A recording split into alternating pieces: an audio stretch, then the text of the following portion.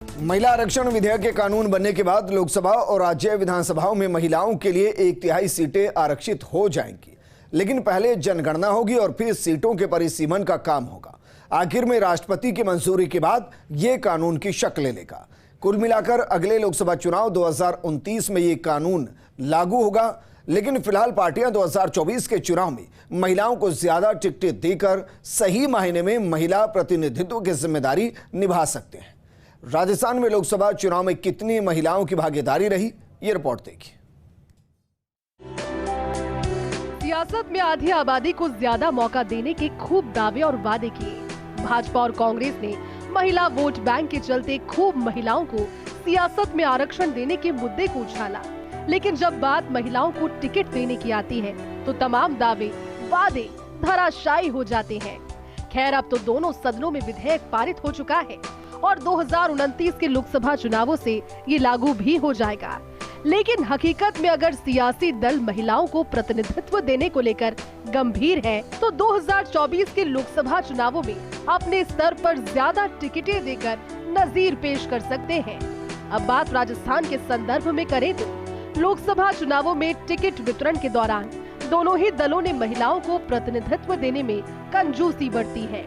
यही वजह है कि पहले आम चुनाव 1952 से लेकर अब तक महज 19 महिलाएं ही लोकसभा सांसद चुनी गई है।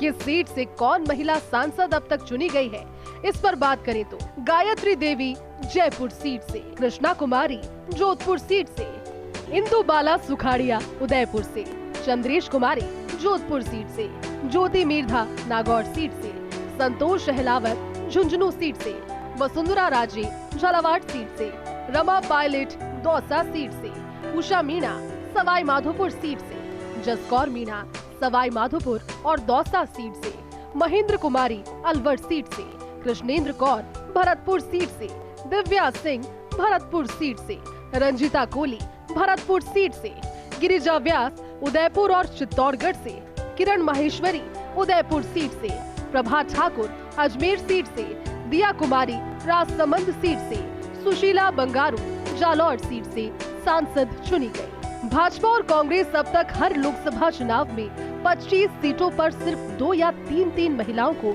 टिकट देते नजर आए हैं। ऐसे में हर चुनाव में महज गिनती की सांसद चुनकर लोकसभा पहुंची।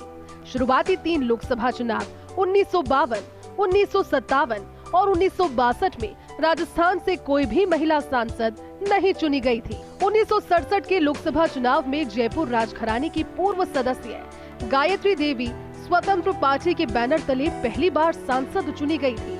पूर्व सीएम वसुंधरा राजे सबसे ज्यादा 5 बार सांसद चुनी गई थी। पूर्व केंद्रीय मंत्री गिरिजा व्यास 3 बार और जसकौर मीणा 2 बार लोकसभा सांसद चुनी गई है।